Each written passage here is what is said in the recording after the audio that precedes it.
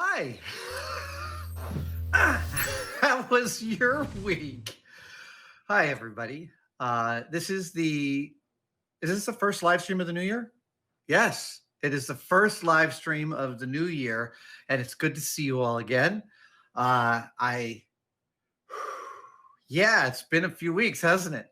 The only thing I'm going to say about the fact that it's been a few weeks is that everybody is stressed out, and go easy on each other and easy on yourself. Okay, that out of the way. Hi, it's really great to be back in live streaming again. And I'm going to take some questions that have been posted by tested patrons. And there are some spectacular questions today. In fact, anything I don't get to today, there's a lot that I might not get to today that I'll still answer, and we'll seed them out onto the channel. But before I start answering questions, I wanted to do a little build. I did the Beskar. Yeah, right. So the last time I did a live stream, I did a little Beskar steel weathering. And this is less a build than an instruction. And I do precious few instructions because I'm an amateur at almost everything I know how to do. And I don't mind showing how I do things, but I'm always really careful to say, this is just the only way I know how to do it.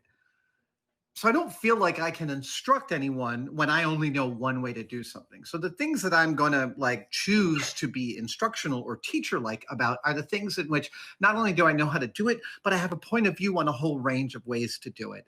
And after years and years of doing something, that point of view has been honed into something akin to expertise. And that's what I would like to talk about. So a lot of use has been made of the phrase over the years, measure twice, cut once. And I totally agree with that. It's usually measure 3 or 4 times or 5 times or even one more time just to be sure. But what I wanted to talk about was actually, I think, the very first maker lesson I ever got from my dad. And it was about cutting through this stuff. This is mat board, cardboard. If you found a sheet of this, you'd call it cardboard. Everyone would. I call it mat board because it's used for framing mats. Or you go to a framing store and they offer you a single or double beveled mat or whatever. That's this cardboard. And I don't know if you can see it on camera, but this value is a little bit off-white and this is a pure white. Usually mat board is colored on one specific side.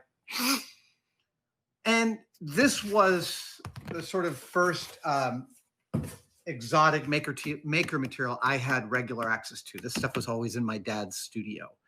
And I remember cutting a piece and getting this little bit of instruction from him. So to zoom out a little bit, makers, it's almost like in the making of things, you're almost always drilling a hole or cutting something with a blade. And the blades that I want to talk about today are specifically a mat knife blade, an X-Acto blade, and a single edge razor blade. They're all of a piece. And over the course of making things, you're going to use all of these a whole crap ton. And when you use one of these, let's say the single edge razor blade, to cut through a piece of mat board. So let me just make a mark here, parallel to the end. Make a mark in pencil, and I want to cut this mark. Hold on. I don't want to cut into my baseboard. So I want to cut this mark.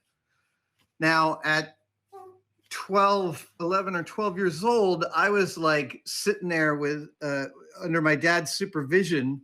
I think we were making a building from a HO scale train set that I got for Christmas. And I was cutting, and I was doing what everyone tries to do.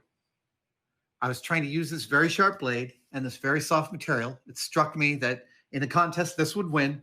And I was attempting to end that contest in one shot. It's a long way of saying I was attempting to cut through in one slice. And this is the most key piece of advice I think I've given on this channel in a long time. Don't ever do that. Just full stop. Don't ever try and cut through in a single slice unless what you're cutting is newsprint or vellum or something surpassingly thin. When you attempt to cut through in one slice, I'm not going to show a lot of bad examples here, simply because it's going to be hard to see in super close up on the camera. But also, I'd like to point out I'm using this beautiful ruler by Alvin. I also use rulers by See-Through. These rulers not only have beautiful inch division gradations on them. Sorry, the rest of the world and the metric system. I know it's ridiculous that we still use standard here, but we do. But it also has a metal edge for cutting so that you can run a blade up against it and not slice into the ruler. And that's amazing. So if you want to make straight, nice, even, balanced cuts, and I think that's what you want every time you're cutting into something, just the first pass should be really light. It's just getting to know the ruler and the material, and then successive passes, and just keep on going. The fact is when you're trying to do it all in one shot, you're pushing really hard with this hand. And if you've ever played a musical instrument, do you need to do something? We're all good? Okay. If you've ever learned a musical instrument, you've learned that forcing is not good and less action gives you more subtlety. Well, the same is true in making, and the same is true for almost everything. Whenever you're not getting something and you realize that some part of you is really clenched or forcing it, that's when you want to pull back. Are we almost there? No, we're still not there. See, mat board tends to be fairly dense stuff. And it's really, unless you're a professional mat cutter using a professional mat cutter, those are two different things. You really don't want to try doing it in one shot. Yes, professional mat cutters do, but they have so much experience and so much practice at this. And there you have a beautiful cut. I can feel, you should just try this yourself. I mean, if you tried to cut it in one shot, okay, let's just give this one shot. Let's just see if I can. I'm going to go to the fresh part of the blade, and I'm going to cut really hard. Yeah. Okay, so if I feel that, right, if you do this and you feel that second cut, you will feel the difference between the two cuts. This one I can feel is not perfectly square to the edge, which, again, might not make much of a difference in mat board, but on other things could. It's not square to the edge. It's also wavier. I can feel that this blade under pressure moved, it bent. The same is true with X-Acto blades. And I'm going to cut through a host of materials here and just talk about them. This is that's the mat board. Here's a piece of Sintra. This is foam PVC. And this stuff is really great because you can do a light cut on it and snap it on the cut. Can you do that? Yeah, it'll snap on the cut, but that snap, ugly as crap, right? That's no good. So you want to cut through some of this stuff. Let's give it a shot with an X-Acto blade. And an X-Acto blade, if you're doing fine work with an X-Acto blade, the first thing that's going to fail on the X-Acto blade is like the top third of a millimeter of your tip. And in model making, I swear at ILM, I could hear it break every single time. And that's the business end. You want to be really, really gentle with it. I'm going to end up trashing this just to get this cut. But again, oh, right. And because you're forcing it, you're pushing down, you're also adding all this other force. You're very plausibly going to push your guide ruler out of the way. And again, this is all antithetical to your goal, which is a nice clean cut and a cleanly cut piece. I know you want to get done in time, and I know that blade seems really sharp, but give yourself the extra time. Just, okay, we're almost there. Almost there. Oh, man. There we go. Now, let's see here. That's pretty square. I have a little, that's about two or 3 degrees out of true. That's my bias. I don't cut perfectly straight cuts sometimes. Styrene is another one, even super thin styrene. And this is 030. That's 30 thousandths of an inch thick. For reference, a piece of paper is about 4 thousandths of an inch thick. So give you an idea. This is about 7.5 sheets of paper worth of thickness. And even still, I'll use the matte knife here. Light cuts. And so styrene is one of these edge cases in which you make a little score and it bends beautifully on that score. Unlike Sintra, it's fantastic on that regard. But there's going to be lots of times when you're cutting a non-straight shape. And when you're doing that, don't try and go through and score it on that same thing. Again, make multiple passes, light pass, heavier pass, heavier pass, and always make sure that this hand, the one holding down the ruler, is pushing it down really tightly. You want to, I mean, I'll actually show you something. This is my killer cutting ruler. This is a machinist rule. It's 24 plus inches long. It's hardened steel. And I use it because it's nice and heavy. But when I'm cutting down it, I'm literally moving my hand as I cut in order to maintain the pressure where the knife is up against, even when I'm taking light cuts.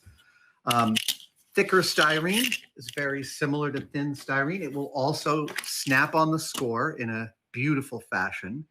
And you can make lots and lots of nice strips that way.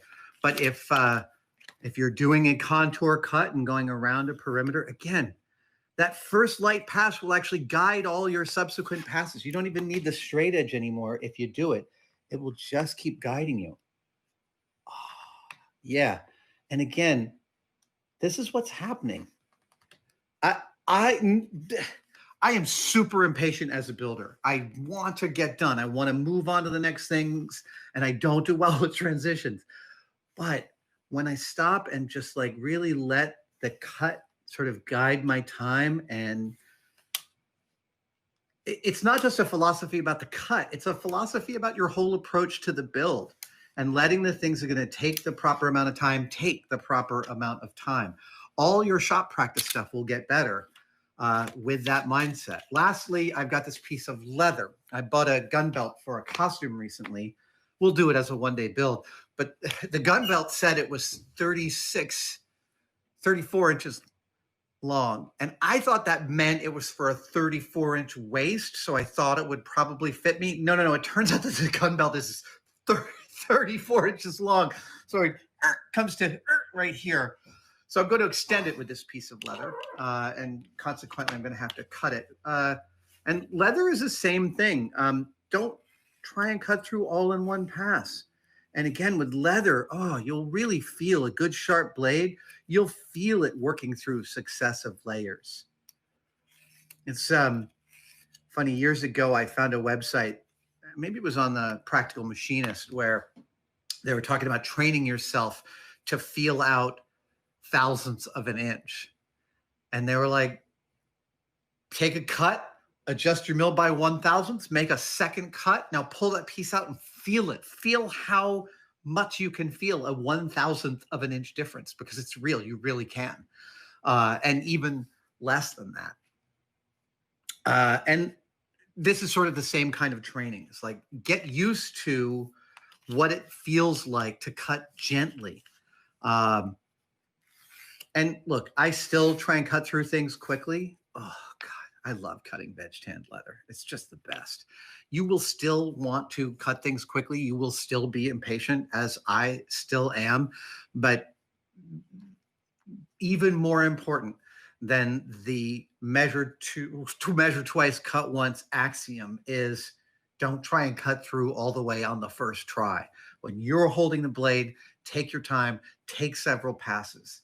It will be so much better. And that's not just about cutting. It really is about a whole kind of mental approach to letting the material guide the amount of time it takes to work with that material. Yeah. The only reason I can speak extemporaneously about this for lengths of time is because I suffer from all the problems I'm helping you run off at the pass. I suffer from impatience. I suffer from thinking this has got to go through. But going back and redoing something you've already done is one of the things I dislike most in the world. So like when I screw something up royally, it often takes me 2 or 3 days at least, if not a couple months sometimes, to come back to a project and be like, All right, let's roll up our sleeves and get our heads back into this game.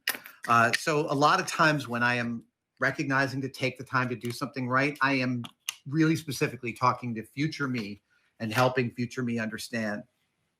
Future me is talking to present me and helping present me understand how taking the time now will reap great benefits in the beyond place.